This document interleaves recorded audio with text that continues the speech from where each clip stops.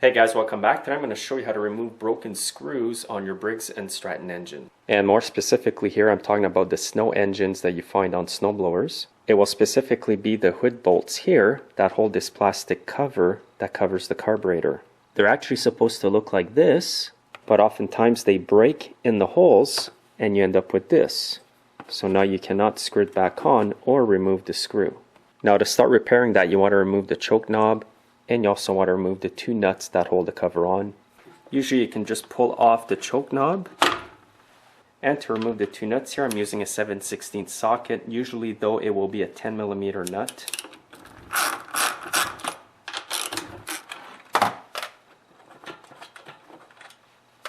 Now you want to pull off the cover, pull it away from the studs, lift it up. Now what you need to do here is disconnect the primer line from the carburetor. Just pull on it. And you also want to remove the two wires that are on the key switch. And now the whole cover is completely off. These spacers here go on the carb here. So you could remove these for now. This is the screen. There will be a gasket stuck to it.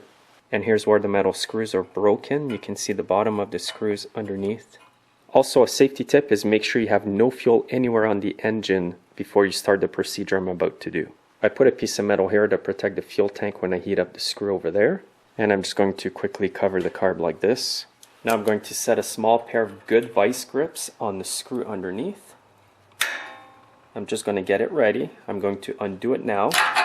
Once it's red hot, I'm going to reapply the vice grips and undo it. And to heat it up today, I'm going to be using MAP gas. If it's not hot enough, I'll use my oxyacetylene torches.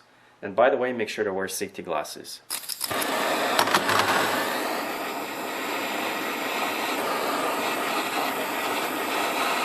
And make sure you point the flame toward the muffler, not toward the carburetor.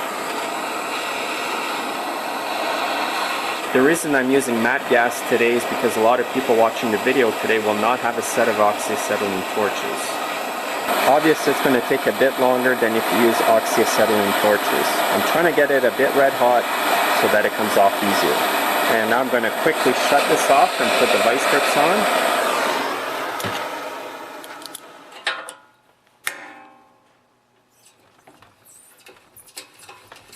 And once you get it loose like that, that's good. That means you're partly done. Now I'm going to put a bit of oil on it. Make sure you ventilate your shop when you do this because it will smoke. And now just keep working it. Undo the vice grips and grip some more so that you can totally unscrew it.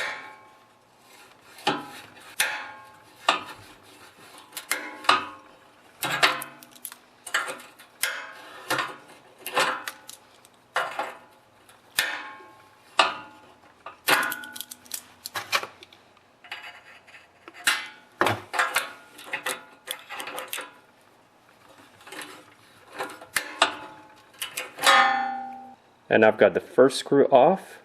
Be careful because everything is super hot.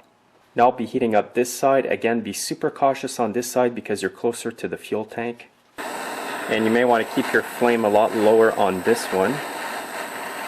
Again, make sure to direct your flame away from the fuel tank.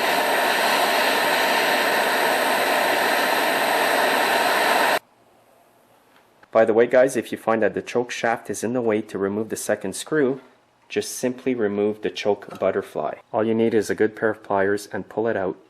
And now you can just pull up the shaft and it's out of the way. And now I'm actually going to have to reheat it a bit just to get it off.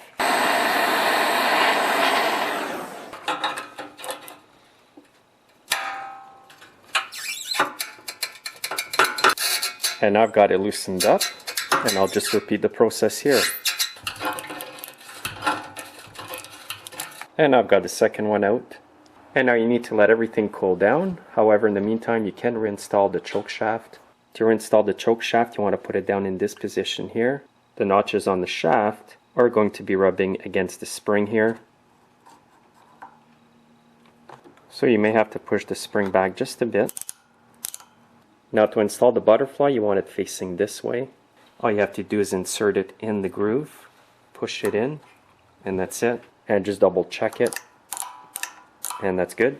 And now that everything's cooled off, I'm going to reinstall the gasket, the screen, the two spacers. And now you want to connect the primer line to the carburetor, and the connector's right here on the carb. And now you want to connect the two wires to the key switch. And this is how you want them connected to that switch. And I've routed the wires around the choke shaft like that.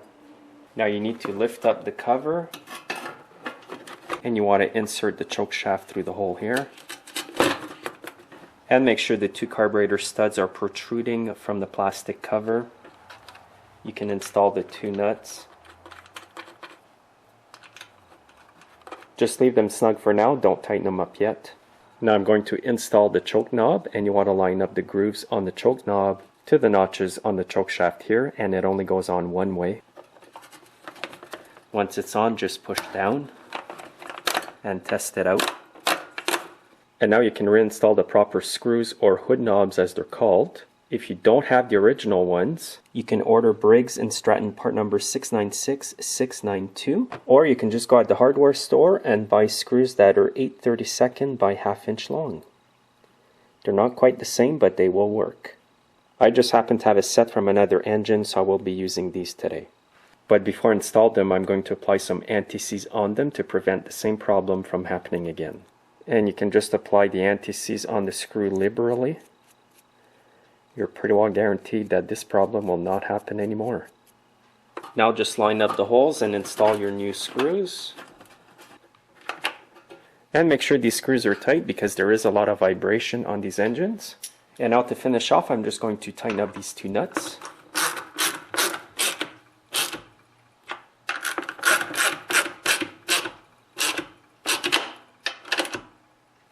And that's all there is to doing this job. Thanks for watching, guys. Make sure to subscribe if you haven't done so yet, and have yourselves a great day.